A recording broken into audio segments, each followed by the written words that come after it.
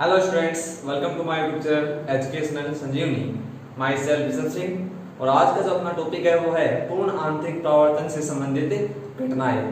पिछले लेक्चर के अंदर, पिछले वीडियो के अंदर आपन ने क्या किया था, तो आपन ने देखा था कि पूर्ण आंतरिक परावर्तन होता क्या है और इससे रिलेटेड कुछ बातें आपन ने कर ली थी। और एक विशेष बात आपन ने पढ़ी थी कि क्रांतिक कोण तथा माध्यम के अपवर्तनांक में क्या संबंध होता है, ये आपन ने देख लिया था। ठीक है ना। तो एक ही बहुत ही इंपॉर्टेंट फॉर्मूला अपने पास आ गया था। क्या? तो जो फॉर्मूला था वो ये था, मैं यहां लिख देता हूं, देखना, sine inverse n2 upon n1 is equal to theta C. ये संबंध होता है माध्यम की अपवर्तनांक एवं इसमें क्रांतिक कोण के मध्य। ठीक है। तो चलो आज अपना टॉपिक अपन स्टार्ट करते हैं। उससे पहले मैं एक छोटी सी बात है वो आपको बता देता हूं। ठीक है ना। तो देखो, आपने पढ़ा है कि पूर्ण आंतरिक परावर्तन क्या होता है। तो आप सभी कहते हो कि पूर्ण आंतरिक परावर्तनीय घटना में जब प्रकाश की किरण सघन माध्यम से विरल माध्यम में जाती है तो आपतन कोण का मान अगर क्रांतिक कोण से अधिक हो जाए तो वह उसी माध्यम में वापस से लौट आती है। ठीक है। तो उसी माध्यम में वापस लौट आ रही है तो इसका मतलब परावर्तन हो रहा है। लेकिन आपन ऐसे बोलेंगे एक विशेष घटना है। क्यों? क्योंकि परावर्तन के अंदर आपन दर्पण काम लेते हैं और दर्पण का जो काम है वहां पे वो क्या करता है, कुछ तीव्रता का, कुछ ऊर्जा का अवशोषण कर लेता है। इसी के कारण जो तीव्रता है वो परिवर्तित हो जाती है। बाकी तीन चीजें बोले तो आवर्ती, तरंग दैर्ध्य और वेग, इन पर कोई प्रभाव नहीं पड़ता है परावर्तन की घटना में। लेकिन यहां बात करें कि पूर्ण आंतरिक परावर्तन की घटना में क्या होता है, तो याद रखना, क्योंकि दर्पण अपन काम में लेते नहीं है, दो माध्यम काम में लेते हैं, सघन और विरल। तो यहाँ पे ऊर्जा के मान में कोई भी हानि नहीं होती है। मतलब तीव्रता जितनी थी उतनी की उतनी बनी रहती है। ठीक है ना। क्यों? क्योंकि परावर्तन में तो क्या होता है कि जो दर्पण है वो प्रकाश ऊर्जा का कुछ भाग है वो अवशोषित कर लेता है। ठीक है। ये बात मैं आपको बता चुका हूं, क्या कर लेता है, अवशोषित कर लेता है। लेकिन पूर्ण आंतरिक परावर्तन में क्या होता है, पूर्ण आंतरिक परावर्तन के अंदर प्रकाश की जो ऊर्जा है उसकी कोई भी हानि नहीं होती है। ठीक है। तो आप ये लाइन बहुत इंपॉर्टेंट हो गई, इसे याद रखोगे आप, क्या कि पूर्ण आंतरिक परावर्तन की घटना में ऊर्जा का ह्रास नहीं होता है, ऊर्जा की हानि नहीं होती है। इसलिए जो अंतरा पृष्ठ है या फिर जो पृथककारी पृष्ठ है वो आदर्श दर्पण की तरह क्या है, व्यवहार करता है। ठीक है ना।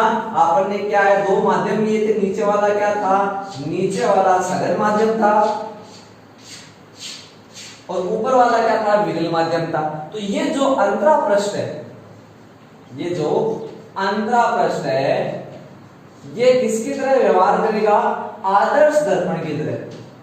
कौन सी दर्पण की तरह, आदर्श दर्पण की तरह। आदर्श दर्पण की तरह व्यवहार क्यों करता है, क्योंकि इस दर्पण पर आप ऐसे बोल सकते हैं कि प्रकाश किरण आपतित हुई लेकिन इसने ऊर्जा का कोई भी भाग है वो अवशोषित नहीं किया है। ठीक है ना। तो याद रखना, बस मेन लाइन यही है, पूर्ण आंतरिक परावर्तन की घटना में ऊर्जा की कोई भी हानि नहीं होती है। ठीक है। इसलिए पृथककारी पृष्ठ या फिर अंतरा पृष्ठ एक आदर्श दर्पण की तरह व्यवहार करता है। ठीक है। चलो, और एक महत्वपूर्ण बात ये भी है, ये भी पूछ लेता है कि हीरा जो है,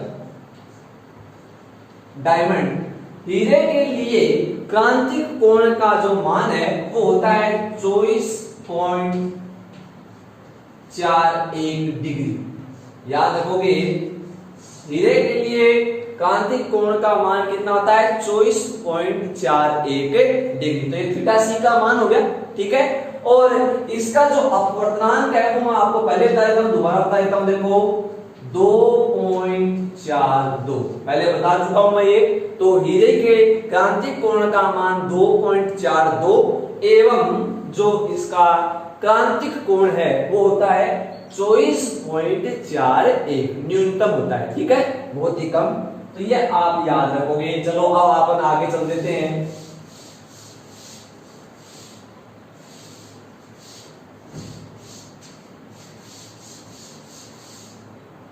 हाँ देखो, अपन पढ़ रहे हैं प्रकाश के पूर्ण आंतरिक परावर्तन से संबंधित घटनाएं। जिस प्रकार अपन ने अपवर्तन से संबंधित घटनाएं पढ़ी थी, 5 घटनाएं मैंने आपको बताई थी, उसी प्रकार अपन पूर्ण आंतरिक परावर्तन से संबंधित घटनाओं का भी क्या करेंगे, देखेंगे, उनका वर्णन करेंगे। ठीक है, तो देखो पहली जो घटना है वो अपन देखते हैं सबसे पहले। तो पहली घटना है मरीचिका।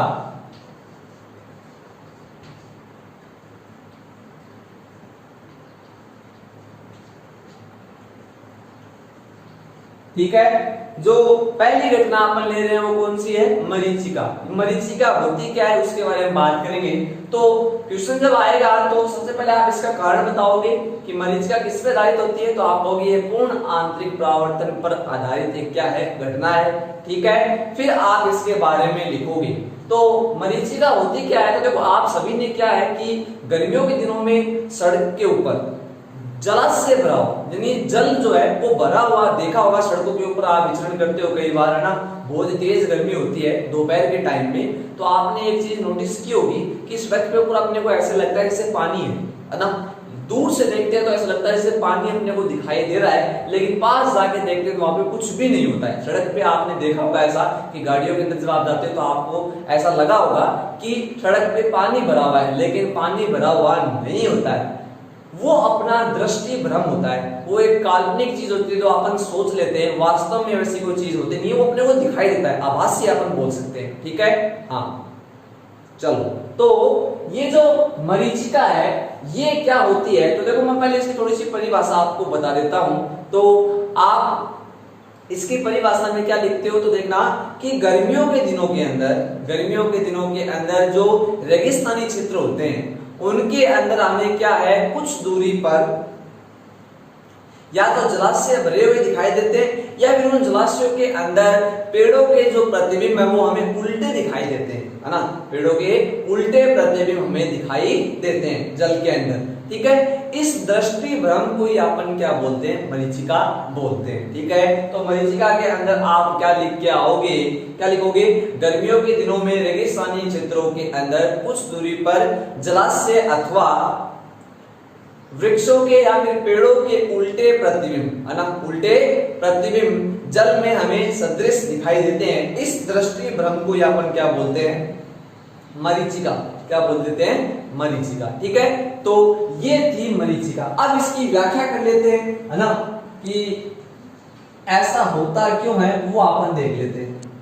तो मरीचिका के कारण के अंदर मैंने आपको बता दिया, पूर्ण आंतरिक परावर्तन से संबंधित घटना है। ठीक है, और मैंने ये भी बता दिया कि मरीचिका होती क्या है। ठीक है, कि गर्मियों के दिनों में हमें जलाशय भरे हुए दिखाई देते हैं, जल के तालाब से हमें दिखाई देते हैं। ठीक है, चलो व्याख्या देख लेते हैं यहाँ पर। तो देखो होता क्या है,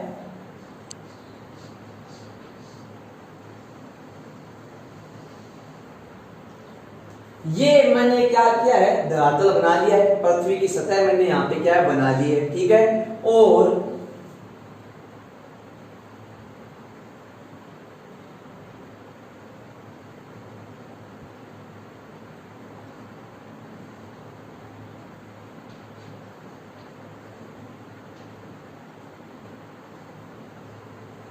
ये मैंने एक वृक्ष बना लिया है। ठीक है, पेड़ मैंने यहाँ पे बना लिया, ऊंचा पेड़ है, ध्यान रखना। ठीक है ना, हाँ। अब होगा क्या, देखो आपको पता है कि गर्मियों के दिनों में जो मिट्टी है वो बहुत ज्यादा क्या हो जाती है, गर्म हो जाती है। तो बोले तो धरातल जो है ये क्या हो जाएगा, बहुत ही ज्यादा क्या हो जाएगा, गर्म हो जाएगा। ठीक है, अब देखो इस धरातल के अंदर देखो, सबसे पहले मैंने आपको एक बात बताई थी, जब मैंने आपको अपवर्तन पढ़ाया था तो मैंने आपको एक बात बताई थी कि जैसे जैसे आप ऊपर की साइड जाते हो तो अपवर्तनांक के मान में सामान्यतः क्या होती है, कमी होती है। आप सभी को पता है ऊपर की तरफ जाओगे तो अपवर्तनांक का मान कम होगा, क्योंकि जो अपन बोलते हैं वायु का घनत्व जो है वो लगातार क्या है, कम होता जाता है। नीचे वायु है, ऊपर की साइड आप जाओगे तो वायु के मान में लगातार क्या होगी, कमी होगी। ठीक है, वैसे ही यहाँ आप देखोगे, यहाँ एक इंपोर्टेंट चीज है, होगा क्या कि ये वाला जो धरातल है ये क्या हो जाएगा, बहुत ही ज्यादा क्या हो जाएगा, गर्म हो जाएगा। ठीक है, इस धरातल के गर्म हो जाने से क्या होता है कि इसके निकट की जो वायु है,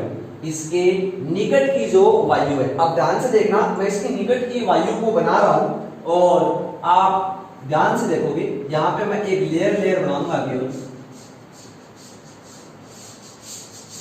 ये ये इसके निकट की क्या होती, वायु होती।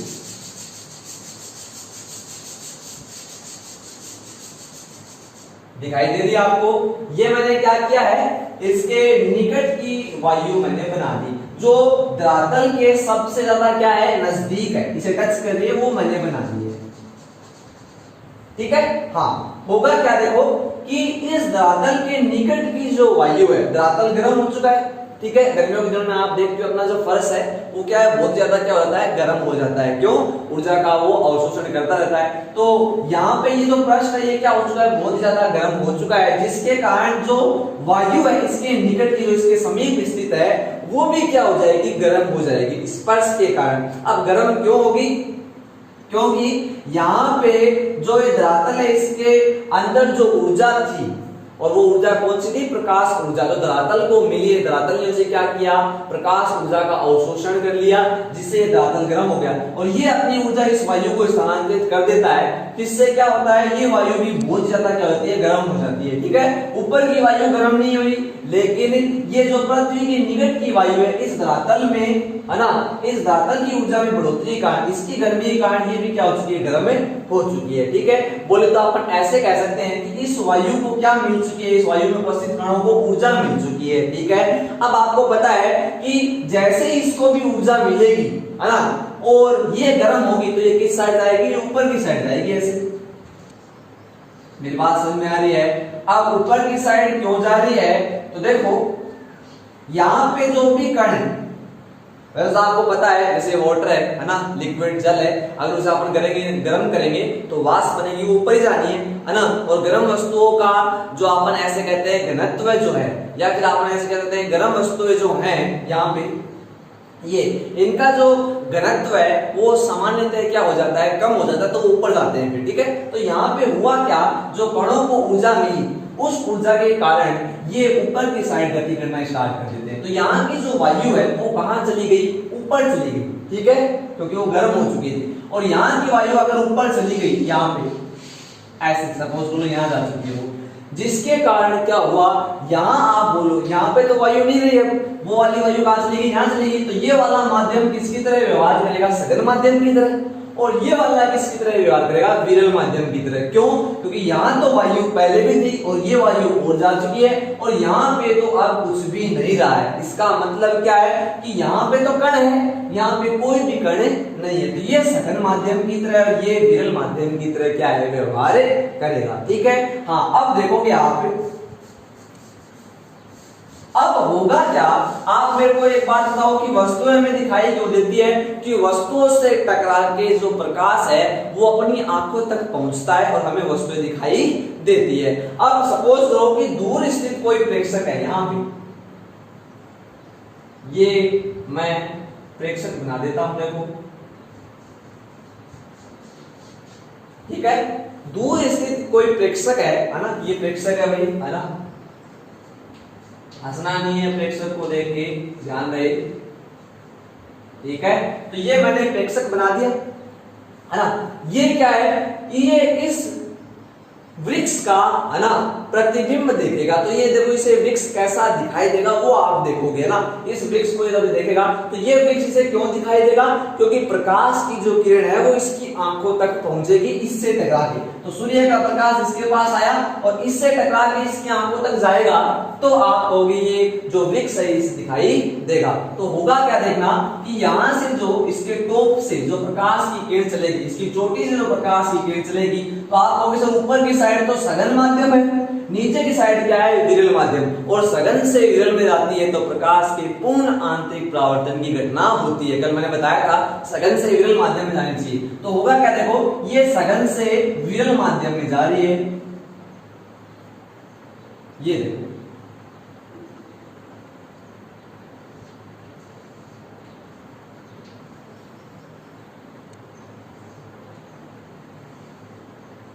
ये इसके पास ऐसे पहुंचती है। अब ये ऐसे ही क्यों पहुंची तो वो मैं आपको बता देता हूं। देखो ऊपर की साइड सघन माध्यम है, नीचे की साइड विरल माध्यम है। अगर आप यहाँ पे अविलंब बनाते हो, देखना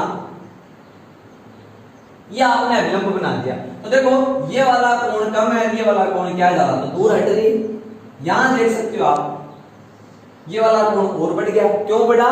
क्योंकि सघन से विरल में जा रही है। यहां खींच लो देखो अविलंब, तो कोण और बढ़ गया। क्यों बढ़ा? क्योंकि सघन से विरल में, अविलंब से क्या होती जा रही है? दूर। तो देखो जब ये सघन से विरल में आती जाती है तो लगातार अविलंब से दूर होती जाती है। और एक स्थिति, ये वाली स्थिति आप देखोगे यहां पे क्या हुआ, यहां पे जो आप बोलोगे क्रांतिक कोण का मान सपोज कर लो 50 डिग्री था, तो यहां पे आपतन कोण का मान क्रांतिक कोण से अधिक हो गया। और जब भी आपतन कोण है वो क्रांतिक कोण से अधिक हो जाता है तो फिर प्रकाश की जो किरण है उसी माध्यम में लौट आती है। देखो लौट आई ना वापस ऐसे, है ना? तो ये ऐसे मुड़ के ऐसे, है ना? अब ये जो वृक्ष है ये प्रेक्षक से बहुत ही ज्यादा दूरी पे, ये आपको याद रखना है, क्योंकि अगर ये पास होगा तो प्रकाश की किरण सीधी चली जाएगी इसके आपके पास, ठीक है ना? तो वो ध्यान रखोगे आप। तो हुआ क्या कि इस स्थिति में जहां पे ये मुड़ी है, क्यों मुड़ी है? क्योंकि यहाँ पे आपतन कोण है वो क्रांतिक कोण से अधिक हो चुका है, और क्रांतिक कोण से अधिक होने के कारण ये ऊपर की तरफ वापस लौट आई, ठीक है? अब मेरे को एक बात आप ये बताओगे क्या कि इस प्रेक्षक को जो ये पेड़ है वो किस ओर दिखाई देगा, वो आप मेरे को बताओगे, ठीक है? तो प्रेक्षक को क्या लगेगा कि ये जो प्रकाश की किरण है तो नीचे से ऐसे आ रही है।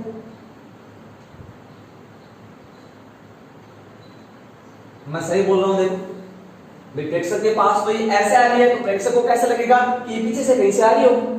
आपको तो अगर देखो ये ऐसे आती तो आपको इधर से आ रही है, प्रेक्षक के पास ऐसे आ रही है, देखो ऐसे ऐसे आ रही है, तो प्रेक्षक को ऐसे लगेगा कि यहां से प्रकाश कहां है, आपके पास पहुंच रहा है। तो आप क्या कह सकते हो कि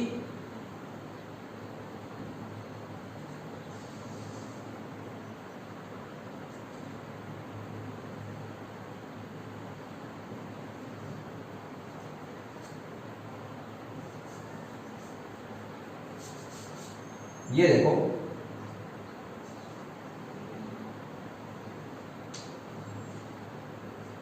ये, ठीक है? तो प्रेक्षक को क्या लगेगा कि ये जो प्रकाश है वो नीचे से कहीं से आ रहा है, यानी इस वृक्ष का जो प्रतिबिंब है वो कैसे लगेगा, ऐसे उल्टा है, आभासी यहां से ये आपको आता हुआ नजर आएगा। तो प्रेक्षक को ऐसे लगेगा कि ये प्रकाश कहां से आ रहा है, नीचे से कहीं से आ रहा है। इसका मतलब इसका जो प्रतिबिंब है वो कैसे बन चुका है, देखो उल्टा बन चुका है। और आप सभी को पता है कि उल्टे जो प्रतिबिंब वो हमें कब दिखाई देते हैं, वो हमें जल के अंदर दिखाई देते हैं। तो आपको क्या लगता है कि यहाँ पे आपको जल की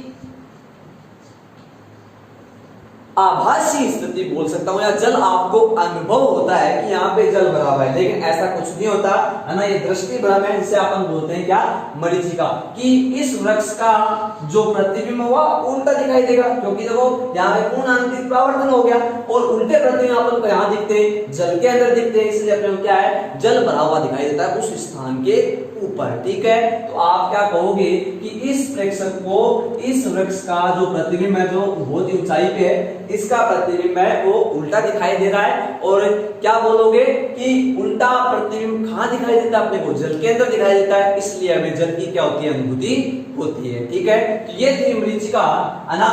बोले तो है ना क्या, वृक्ष का प्रतिबिंब उल्टा दिखाई देना और जल की हमें अनुभूति होना। ये किस पे आधारित है, तो ये पूर्ण आंतरिक परावर्तन की घटना पे ये आधारित है। तो इसकी जो थ्योरी है वो सेम जैसे मैंने बताई है वैसे ही आप लिखोगे, जो जो मैंने बोला है वैसे आप लिखोगे, ठीक है ना?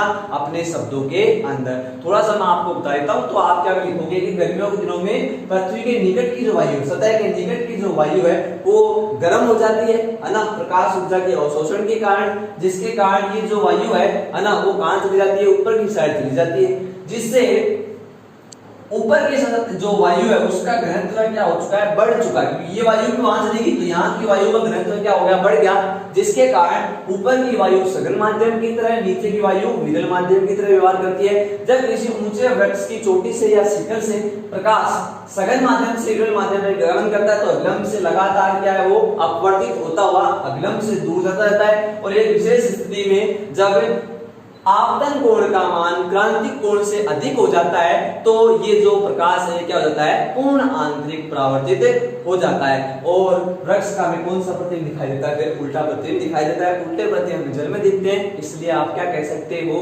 कि हमें वहां पे जल की क्या होती है, अनुभूति होती है। ठीक है, नोट कर लो फटाफट। ठीक है, आपने नोट कर लिया होगा। चलो सेकंड जो अपनी घटना है जो पूर्ण आंतरिक परावर्तन पर आधारित होती है वो क्या है, हीरे का चमकना। ठीक है, तो आप लिखोगे हीरे का जो चमकना है वो किस पर आधारित होता है, पूर्ण आंतरिक परावर्तन की घटना पर यह आधारित होता है। ठीक है, अब अपन इसकी थोड़ी सी व्याख्या कर लेते हैं कि ऐसा क्यों होता है। तो होता क्या है कि हीरे के लिए जो क्रांतिक कोण है, सबसे पहले तो वो मैं बताऊंगा आपको, 24.41 डिग्री होता है थीटा सी का मान। ठीक है, और इसके लिए जो अपवर्तनांक है वो कितना होता है, 2.42। ये मैं आपको पहले बता चुका हूं। ठीक है, तो 24.41 डिग्री इसके लिए क्या होता है, क्रांतिक कोण होता है, जो बहुत ही क्या है, कम, न्यूनतम अपन बोल सकते हैं। ठीक है, अब हीरे की जो संरचना है उसे इस प्रकार से बनाया जाता है, हीरे की जो संरचना है उसे इस प्रकार से बनाते हैं। सपोज करो, देखो मैं यहाँ पे एक पर्टिकुलर शेप दे रहा हूं, देखो जरूरी नहीं है कि हीरा ऐसा ही हो, मैं तो आपको केवल समझाने के लिए बता रहा हूं।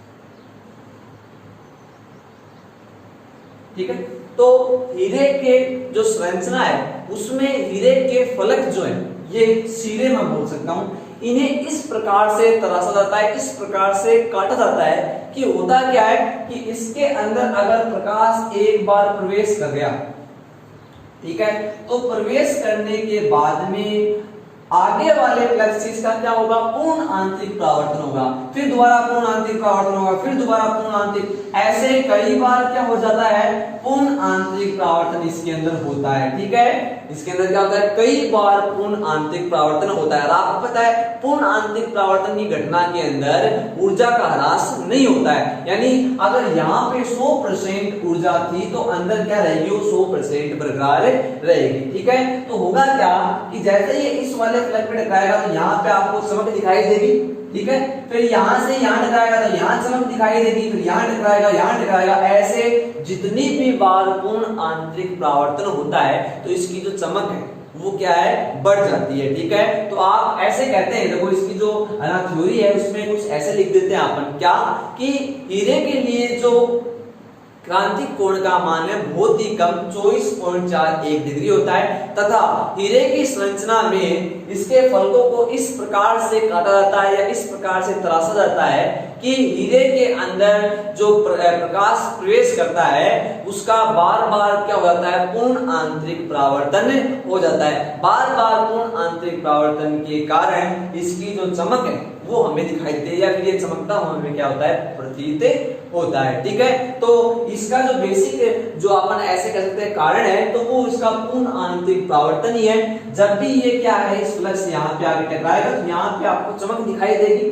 फिर यहाँ जाके टकराएगा तो यहाँ पे आपको क्या है, चमक दिखाई देगी, फिर यहाँ टकराएगा तो यहाँ, तो चारों तरफ से क्या है, प्रकाश है निकलता हुआ दिखाई देता है, इसकी चमक है वो बरकरार रहती है। अगर जो वस्तुएं हैं वो क्यों नहीं चमकती, क्योंकि वहां पे जो ये सतह है, ये वाली सतह ये क्या कर लेगी, ऊर्जा का अवशोषण कर लेगी, तो लगातार परावर्तन से क्या होगा, ऊर्जा के मान में कमी आती जाएगी। ठीक है, तो एक ही बार क्या है वो वस्तु आपको ऐसे चमकती हुई लग सकती है, बाद में तो वो क्या है, ऊर्जा के निरंतर ह्रास के कारण वो नहीं चमकेगी। ठीक है, तो अपन ऐसे बोल सकते हैं कि उसकी लाइट आपको एक ही बार दिखाई देगी। हीरा एक क्या है, हीरे की जो संरचना है उसमें हीरे को इस प्रकार से काट दिया है कि अगर प्रकाश एक बार इसके अंदर घुस गया तो फिर क्या होगा, बार बार अपन ऐसे बोलते हैं वहां पे आपतन कोण का मान क्रांतिक कोण से अधिक हो जाएगा। इसके फलकों को इसी प्रकार से बनाया है कि आपतन कोण है वो क्या हो, क्रांतिक कोण से अधिक हो जाए, यानी 24.41 डिग्री से क्या हो जाए, अधिक हो जाए। ऐसे इसकी संरचना बनाते हैं, फिर बार बार क्या होता है, पूर्ण आंतरिक परावर्तन होता है, जिसके कारण इसकी चमक हमें दिखाई देती है और ये चमकता हुआ क्या है, प्रतीत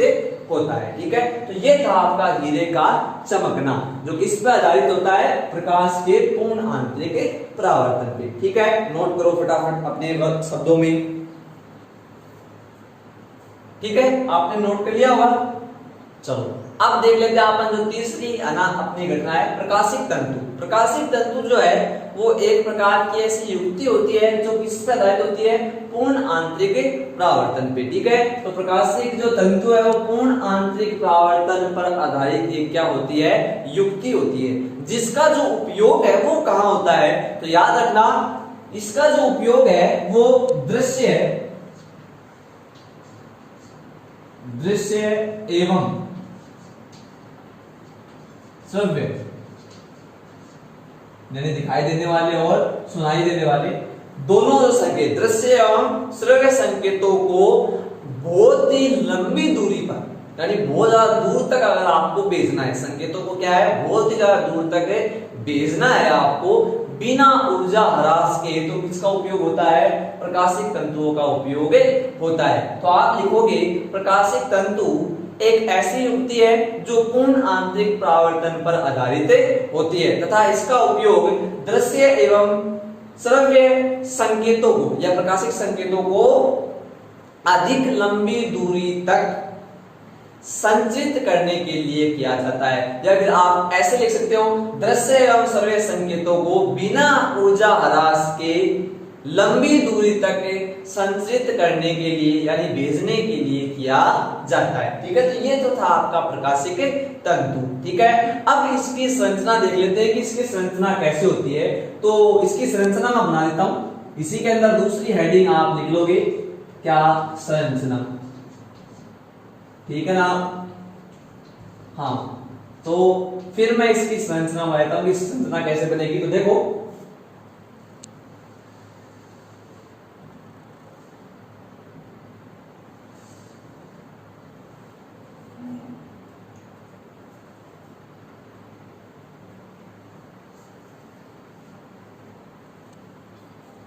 ध्यान से आप देखोगे संरचना जो आप बनाओगे इसकी डायग्राम जो है वो बहुत ही क्लियर होनी चाहिए। ठीक है ना, ये आपको ध्यान रखना है। ये मैं इसकी संरचना बना देता हूं। ठीक है, तो बेलनाकार एक नलिका की तरह इसकी संरचनाएं होती है। ठीक है, और इसमें मुख्यतः दो तरह के भाग होते हैं जिन्हें मैं बना रहा हूं।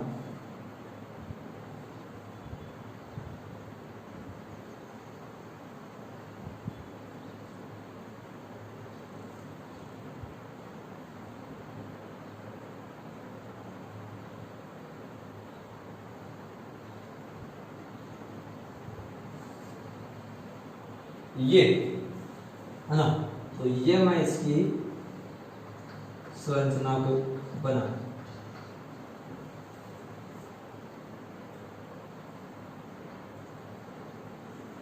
हाँ, तो ये मैंने क्या है प्रकाशिक तंतु की है ना ऊपरी संरचना, मतलब केवल बाह्य भाग ऊपर से आपको दिखाई दे रहा है, केवल मैंने वो बनाया है। ठीक है, अब इसके अंदर चलते हैं आप, इसके अंदर कौन कौन सी चीजें होती है। देखो होता क्या है कि ये जो आंतरिक इसका भाग है, जिसे मैं थोड़ा सा डार्क कर देता हूं, देखो यहां पे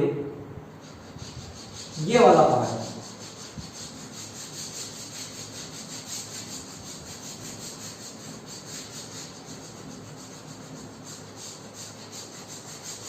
दिखाई दे रहा होगा आपको। ये वाला जो इसका आंतरिक भाग मैं इसे बोल रहा हूं, ठीक है, इसे बोलते हैं क्रोड। ये जो इसका आंतरिक भाग है दिखाई दे रहा होगा आपको, ये है क्रोड। ठीक है, इंग्लिश में बोले तो कोर। हाँ, और ये वाला जो इसका भाग है देखो दिखाई दे रहा होगा आपको, ये वाला भाग बाह्य भाग में इसे बोल सकता हूं, इसे बोलते हैं अधिपटल।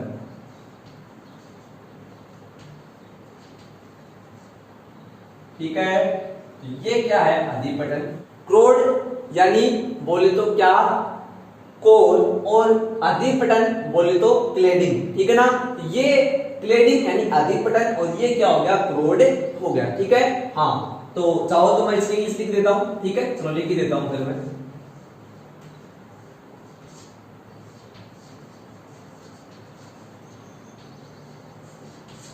ठीक है, हाँ, तो ये आपकी क्रोड और क्या हो गए अधिपटल हो गए। ये इसका आंतरिक भाग है, वो इसका क्या है बाह्य भाग है। ठीक है, हाँ, और अधिपटल का जो अपवर्तनांक है वो कोर के अपवर्तनांक से कम होता है, ठीक है। यानी बाह्य भाग का अपवर्तनांक कम और आंतरिक भाग का जो अपवर्तनांक है वो क्या होता है, सामान्यतः ज्यादा होता है। अब मैं एक ऐसे ही पर्टिकुलर डेटा लिख देता हूं, लगभग लेते हैं, बुकों के अंदर ये अलग अलग चलता रहता है।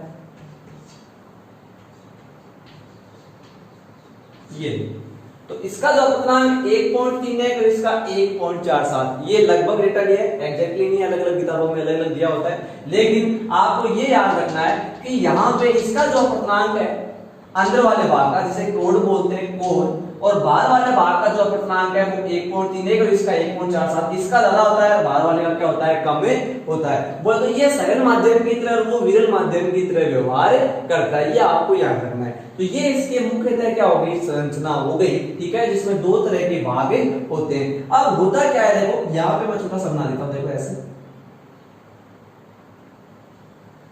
ये आपने क्या किया, संकेत दृश्य या फिर श्रव्य, जिसे आपको बहुत ज्यादा दूरी तक भेजना है, ठीक है।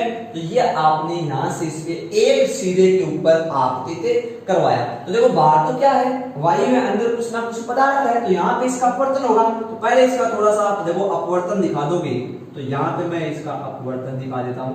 तो यहाँ पे ये जो किरण है थोड़ा सा मुड़ जाती है, ठीक है, उससे कोई मतलब नहीं है। अब देखो जैसे ये किरण अंदर भाग में चलती है, तो देखो अब यहाँ देखना, इसे आप यहां से समझोगे, आंतरिक भाग को आप समझोगे, बाहर वाले का कोई ज्यादा काम नहीं है। यहां से आप देखोगे तो यहां से ऐसे, जब ये किरण यहां से चलेगी तो आप बोलोगे सर ये सघन माध्यम है और बाहर वाला क्या है, विरल माध्यम। ध्यान से देखो, ये वाला कौन सा माध्यम, सघन माध्यम, और ये वाला कौन सा माध्यम, विरल माध्यम। तो सघन से किरण गई, ठीक है, अब ये विरल में जाएगी, लेकिन होता क्या है, यहाँ पे क्रांति कोण का मान, अनाक्रांति कोण से आपतन कोण का मान अधिक हो जाता है, जिसके कारण इसका पूर्ण आंतरिक परावर्तन हो गया।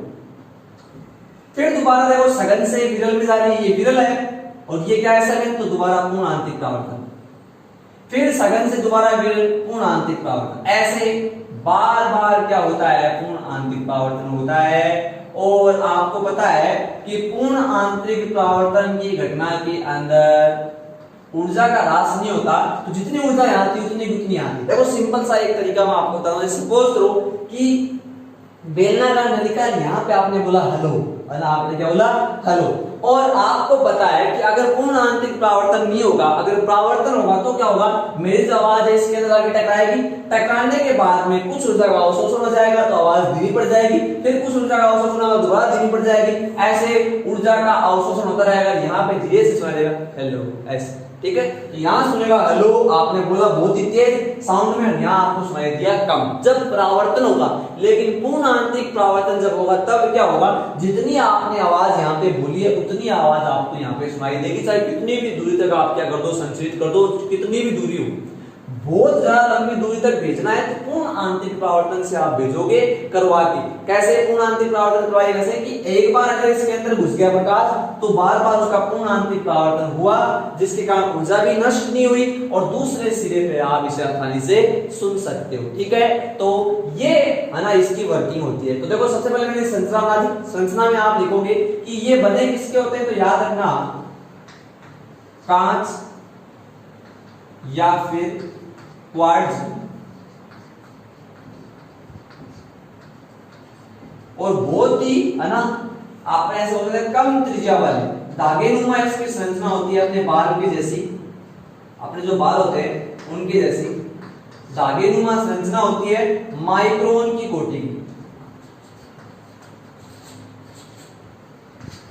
ठीक है। माइक्रोन में आपको बता चुका हूं, माइक्रो का मतलब 10 टू द पावर -6, मतलब बहुत कम आप इसे मान सकते हो, ठीक है। तो इसकी जो संरचना है उसमें आप ऐसे लिखोगे कि प्रकाशिक तंतु जो है वो मुख्यतः कांच या क्वार्ट्ज से बनी हुई धागेनुमा क्या होती है, संरचना होती है ना। इसकी त्रिज्याएं बहुत ही कम माइक्रोन कोटि की ये होती है। इसमें मुख्यतः दो भाग होते हैं, एक तो आंतरिक भाग और एक बाह्य भाग। आंतरिक भाग को आप कोर या फिर क्रोड बोल सकते हो, और बाह्य भाग को आप क्या बोलते हो, तो बाह्य भाग को अधिपटन या फिर क्लैडिंग कहा जाता है, ठीक है। तो ये आप लिखोगे। और प्रकाशिक तंतु धागेनुमा संरचना हो गई, तो होता क्या है, बेलनाकार नलिका के अंदर ऐसे बहुत सारे प्रकाशिक तंतुओं को अपन क्या डाल देते हैं, ऐसे है ना। ये प्रकाशिक तंतु मैंने बनाया, ऐसी बहुत सारी धागेनुमा संरचना, देखो ये बड़ा बनाया, बहुत ही है ना बारीक संरचना होती है, बालों के समान अपन बोल सकते हैं, दागीनुमा संरचना बहुत ही बारीक है ना, त्रिज्या बहुत ही कम होती है। तो ऐसे प्रकाशिक तंतुओं को एक बेलनाकार नलिका के अंदर डाल देते हैं और उस बेलनाकार नलिका को बोलते हैं प्रकाशिक नली। तो ऐसे व्यवस्था बनाई जाती है, ठीक है। तो याद रखना ये इसकी मैंने क्या बोल दी, संरचना बोल दी।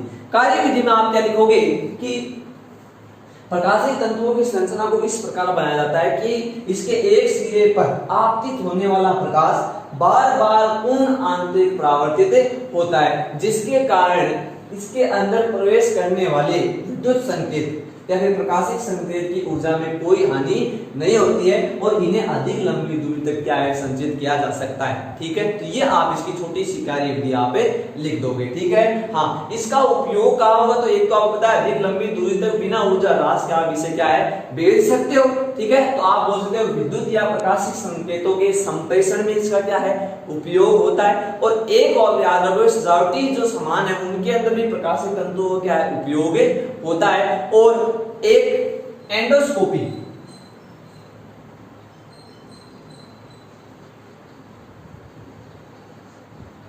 बोले तो अंतर्दर्शी, अंतर्दर्शी का मतलब आपके समझ में आ रहा होगा, आंतरिक भागों को देखने वाला उपकरण, आमाशय हो गया, आंतें हो गई, इनको देखने वाले उपकरणों में भी क्या है, प्रकाशिक तंतुओं का उपयोग होता है। तो एंडोस्कोपी है, इसके अंदर भी क्या है, प्रकाशिक तंतुओं का उपयोग किया जाता है। तो ये थी आपके 3 पूर्ण आंतरिक परावर्तन से संबंधित घटनाएं। पहली मरीचिका, ठीक है, उल्टे प्रतिबिंब दिखाई देना, जल का आभास होना। दूसरा था हीरा, हीरे का चमकना है, बार बार पूर्ण आंतरिक परावर्तन हो जाता है, जिसके कारण उसकी भव्य छवि बनी रहती है। और प्रकाशिक तंतु अधिक लंबी दूरी तक दृश्य एवं श्रव्य संकेतों को भेजने के लिए इसका उपयोग होता है। और पूर्ण आंतरिक परावर्तन पर इसका सिद्धांत आधारित होता है। 1 नंबर का छोटा क्वेश्चन बन सकता है, बहुत ही ज्यादा इंपॉर्टेंट। थर्ड जो है प्रकाशिक तंतु है, ये बहुत ही ज्यादा इंपॉर्टेंट है ना। यहाँ पे 1 नंबर का छोटा प्रश्न बन के आता है, क्या आता है कि प्रकाशिक तंतु का सिद्धांत क्या है, या प्रकाशिक तंतु किस सिद्धांत पर कार्य करता है। तो आप क्या लिखोगे, प्रकाशिक तंतु है वो पूर्ण आंतरिक परावर्तन के सिद्धांत पर कार्य करता है, ठीक है। तो प्रकाशिक तंतु इन तीनों में सबसे ज्यादा इंपॉर्टेंट हो गया, ठीक है। और जब भी क्वेश्चन आता है ज्यादातर ऐसे आता है कि इन घटनाओं के बारे में दे देते हैं और आपको ये पूछता है किस पे आधारित है, 1 नंबर का क्वेश्चन बोलता है, ठीक है। तो ये आप ध्यान रखोगे, बाकी बात अपन करेंगे कल, ठीक है। Thank you.